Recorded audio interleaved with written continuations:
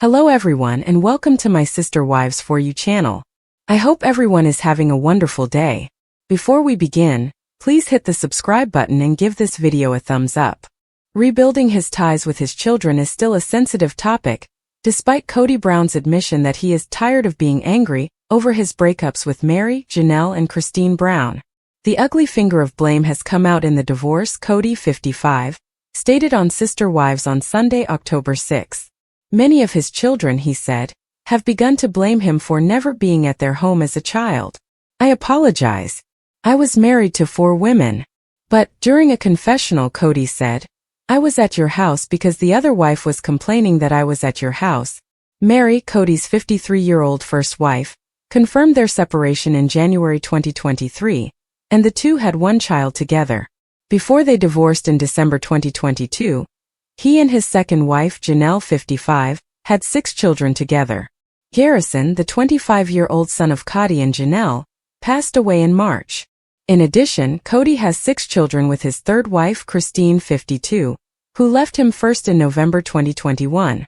Robyn Brown, Kody's surviving wife, married him in 2014 and they have 2 kids together. Robyn's 3 children from a previous marriage were also adopted by Kody. Many of Christine and Janelle's children started to distance themselves from their father as Kody started to deal with the loss of his multiple marriages. Since the breakups, Kody claims that several of them have, flat out, rejected me. During the episode, Kody said to Robyn, 45, they're deliberately excluding me from their lives in order to punish me for a crime I didn't commit. The only thing I did wrong was not fall deeply in love with their mothers. Kody went on to explain that, despite their daughter Maddie's assertions to the contrary, he never said that I don't love Janelle. Kody informed the cameras, this is some rumor that was created in the family that just sows division, claiming that gossip had destroyed their family. But Robyn couldn't understand why Kody hadn't taken more initiative to get back in touch with his children when they needed him. Kody emphasized, I'm not leaving my kids behind. He said they have betrayed, adding that it may have happened inadvertently. But that's how he thinks. They are Kody's children, and he must take responsibility for them, Robyn clarified. Hey, you're going to talk to me, Robyn said to the cameras, and I believe that Kody ought to be camped out on their doorsteps, because sometimes you just have to do that. After all the turmoil in their several families, Kody admitted that his heart is broken. He told Robyn that he wants to find a better place with her before concentrating on the children. I won't keep contacting you. He subsequently stated in a confessional, I'm willing to put in the effort, but someone else is going to have to be on the other end of that and put in some effort too. I will not set up camp on someone's doorstep. Here is all we can tell you about Sister Wives' 3rd episode of Season 19. There has been no change in Kody Brown. Since Kody is no longer married to 3 of his 4 wives, many fans wondered how the program could go on going into this season. Of course, the season is set just a few weeks after his 2022 breakup with Meri. However, it is still strange to see a drama about several marriages when there isn't any. Rather, the messy aftermath, which involves a father negotiating adult relationships with his children, is what we're witnessing. And his performance is appalling. Ask his wife. Soon after Mykelti gives birth to her twins, we are reunited with the Brown family. What ought to be a happy occasion for the family is turning out to be a little more complex. Mykelti invited Robyn, Kody's final surviving wife, to be with her during the birth and the days that followed because they are still close.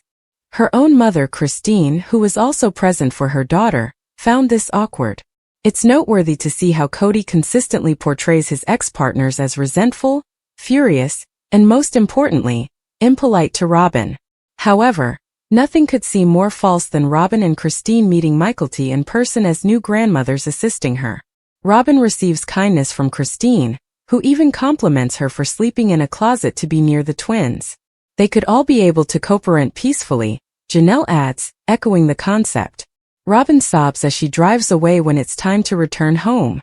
Knowing that her time with Mykelti and Christine offers a window into what was lost, she declares, I just really love being a grandma. Kody, who chose not to accompany her, states plainly in his confessional, I'm finding it hard to connect with all of my children. The twins are born, and the family begins celebrating Thanksgiving separately a week later. Janelle hosted her children in Las Vegas, Christine's family is in Utah, and Kody and Robin spend their first Thanksgiving by themselves with their children. Robin invites Meri to join them, but Meri says no. In her confessional, Meri is adamant that she is not a part of the family. Later, Robin discovers that Meri spent the day alone because she was so ill, which makes her feel terrible. Not Kody, though. No, he seemed to be quite content with his little get-together. I feel secure, he says to the camera. We all have mutual respect for one another. And it appears that Kody only desires harmony and respect. Before you understand why he doesn't have that with the rest of his children, it makes sense. Robin intervenes to remind him at that point. The screen abruptly turns blank, and viewers are informed that the camera had just arrived as Kody was leaving the house following a heated exchange with Robin. When he gets back, Robin confronts Kody about not interacting with the children, and the cameras begin to roll. You see, the most of his children from his previous wives are in their 20s. Some are even married and have their own kids. Many of Kody's children are upset with him as a result of their mother divorces and confrontations at COVID-19. Furthermore, Kody is prepared to blame everyone but himself for this. As the debate continues, he tells Robin, I'm not going to sit here and fight with you and have a rift in our relationship caused by these people who have created the biggest riot in my life. By these people, he may be referring to anyone. His ex-partners, their children. He once mentions his daughter Madison, who, more than anybody else, has established very clear limits with him. So much so that she made sure her children didn't interact with Logan during his wedding. Madison and her other children feel that Kody ditched them and is too erratic to be involved in their lives, according to Janelle. Both then and now, they expect more of him than he is prepared to provide. However, Robin believes that Kody should put out more effort. As a child of a divorce, she understands what it's like to feel like your father has abandoned you. That is not what she wants for Kody's children. In actuality, though, Kody is emotionally incapable of enduring being faced with his children and their disdain. He won't admit that he'd done anything wrong to start. He often asserts, I am only guilty of not falling deeply in love with their mothers. He continues, some people believe that relationships between parents and children don't have to be reciprocal, but when they're adults, yeah, they do. Kody feels like the victim, and there it is. Instead of paying attention to his children and hearing their complaints, he is clinging to their feelings of loyalty and not turning a blind eye. Kody even admits that he is incapable of having an adult discussion regarding his children's emotions. I'm so upset over what occurred that I'm afraid my kids will accuse me if I talk to them. I'm just bitter and furious beyond belief. Robin makes him swear that he will continue to try, even going so far as to say that she is beginning to respect him less because he isn't making an effort to be the sort of father his children need. Although he acknowledges that he won't be fixing it today, tomorrow, or next week, he assures her that he will try. As we all know from his pre-death account of his connection with Garrison, he never had the opportunity to make amends in certain situations. Kody and Robin discussed his relationship with his kids in great detail during Sunday's Sister Wives episode. Most of Kody's ties with his 18 children have been either strained or non-existent for the past 5 years. Kody tells Robin during their argument that he isn't the villain, and that his kids share equal blame for their conflicts with him. He believes they are sometimes even more at fault than he is. He is willing to accept responsibility for 2 things: evicting a few of the lads from the house during COVID because they were unable to obey the regulations, for failing to attend the frightful surgery on his daughter Isabel. The daughter of Kody and Christine required spine surgery back in 2020. In actuality, she required scoliosis surgery to correct the curvature of her spine. Supporters observed as the young lady endured unspeakable suffering. The family first appeared to be unable to pay the $50,000 down payment required for the treatment. But they earned the money thanks to Christine's hard work. When she made the appointment with a physician in New Jersey in September of that year, she finally felt relief. Everyone was going to be behind her. Prior to the big day, Meri and Janelle provided encouragement. Christine was scheduled to accompany her, and then there was Kody. We are all aware of what transpired in 2020. Everybody's life was drastically disrupted by the COVID outbreak. Kody was quite stern about the family's regulations and everyone's arrivals and departures from the Brown residence. Because they were unable to follow his restrictions, he even made his sons, Garrison and Gabe, leave the Janelle residence. Meanwhile, Kody took advantage of the limitations to avoid accompanying Isabel to New Jersey for her procedure. He blatantly refused to go and be there for her when she needed him, and proceeded to make fun of her for it at the same time. Ahead of her operation, Isabel chats to her father in a Sister Wives episode about his planned absence, which he ascribes to COVID-19 and his need to stay healthy for the family's benefit. Isabel states in the chapter that Kody's priorities appear screwed up, despite the fact that she is definitely all for taking medical measures. He nervously asks his daughter if she's going to become a bitter old housewife because your daddy didn't do this for you, after telling her that he won't be accompanying her. Don't you think that's a strange and sexist thing to say? I will not harbor resentment, Isabel responds. I'm not going to blame you. The sad young woman, however, becomes distraught during a later confessional and has serious concerns about her father. Why isn't he coming? I need him there. On air, Isabel sobs. I'm not sure why he wouldn't be present. Why didn't he just give me everything? His priorities seem a little off in my opinion. Kody attempted to clarify that he would have to be placed under quarantine and be separated from his numerous children and spouses for weeks if he went to the surgery. He stated during the show, the length of time because of COVID and quarantining and stuff like that, I would have to be away from the rest of the family, and because of the risk of exposure to COVID-19, we've been working to arrange for me to see the whole family during this period. Isabel does her best to be understanding. He has a lot of children to consider. I am aware that he has to ensure the safety of other children during this pandemic, including myself. He can't be there, which is terrible, she remarked. Later, Isabel informs the cameras that she believes Kody's life is being controlled by his fear of contracting COVID-19. She remarked, he's allowing fear to rule him.